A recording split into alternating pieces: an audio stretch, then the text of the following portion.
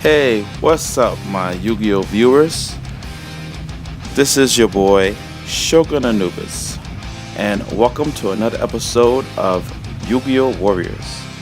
Please sit back and enjoy my show, and please don't forget to comment, rate, subscribe at the end of the episode. Peace. Hey, what's up, my YouTube viewers? It's July, so I'm going to do a deck profile of my 6 Samurai deck. Every month I change it up and do something completely different. And this video is going to be completely different because my side deck, I always throw in a bunch of random stuff and then I put in stuff that I feel would really help me. But I can never really pack in the entire 15 side deck cards of like stuff that I really would need. Mostly it'll be like 5 cards that I'll probably use the side deck. The other 10 is just there just because it needs to be there to be legal. But this video is partially also a shout out to GHopper85 because he did a deck profile last month where he of his 6 Samurai deck, and my 6 Samurai deck is completely different. I didn't jock on that, but the side deck he did was for his side deck he side decks into Gravekeepers, and I looked at it, I was like, wow, that's cool.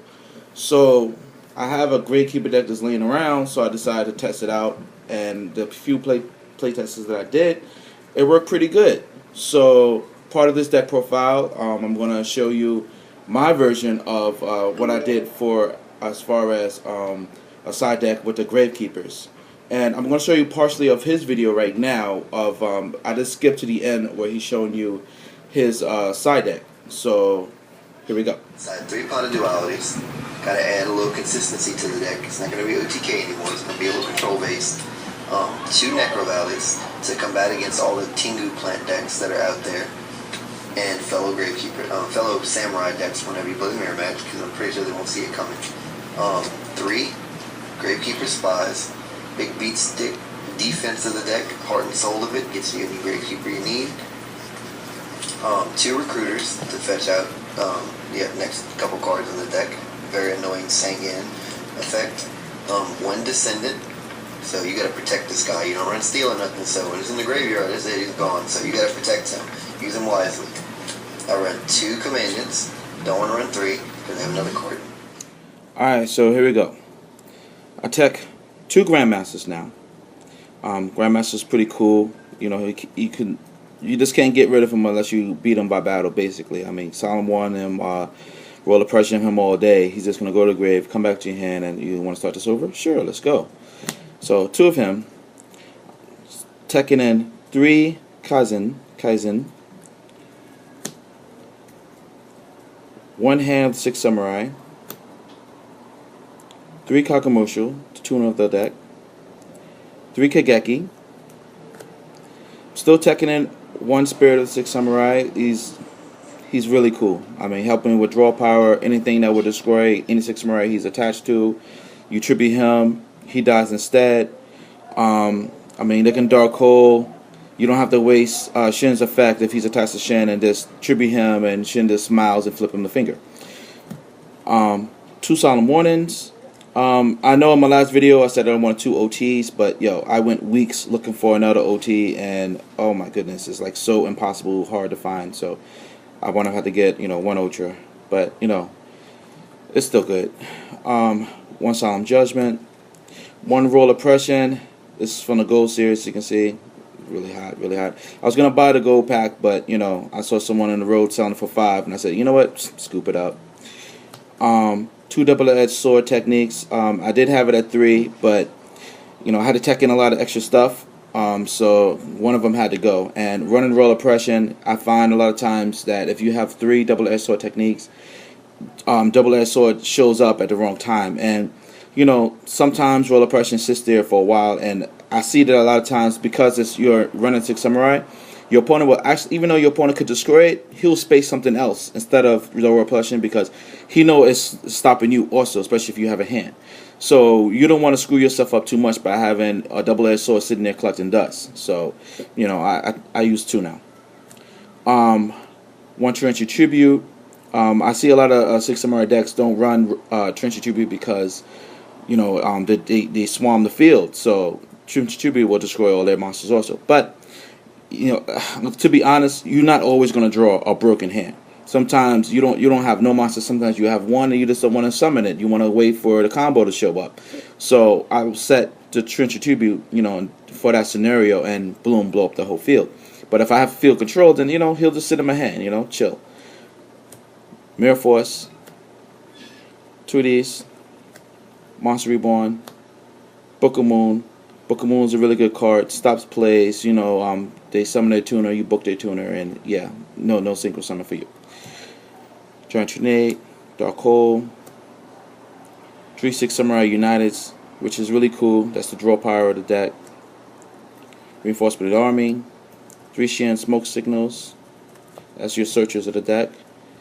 Gateway 6 Samurai, which is a pretty cool card. A lot of people crying that the deck is still broken, even though it has one.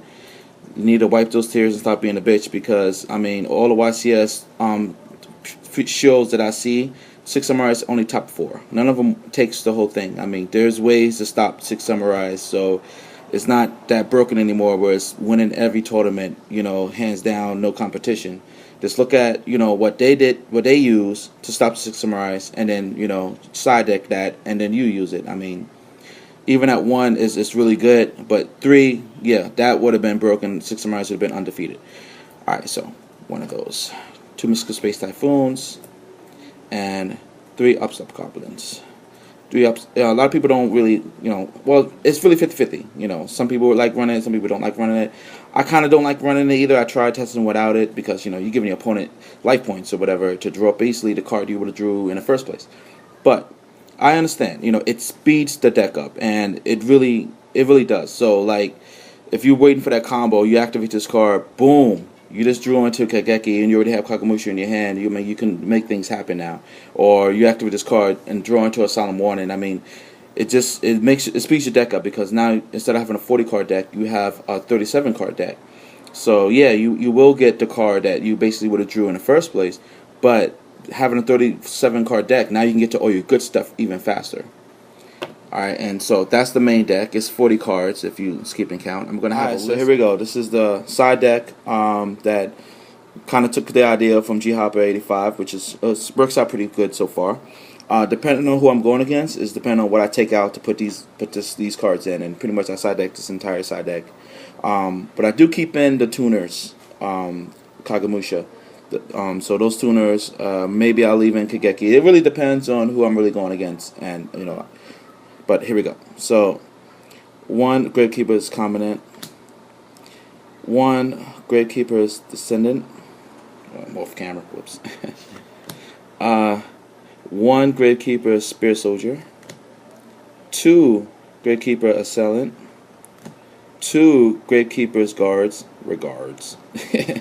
But this card is really cool. You know, some people only side deck 1 or use, you know, or use only 1 in their main deck, or 2. But 2 is really good, I think. I think 3 would be an overkill.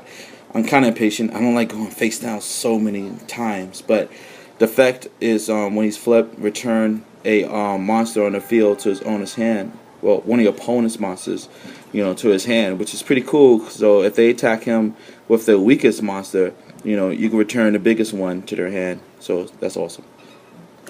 2 Gravekeeper Spy.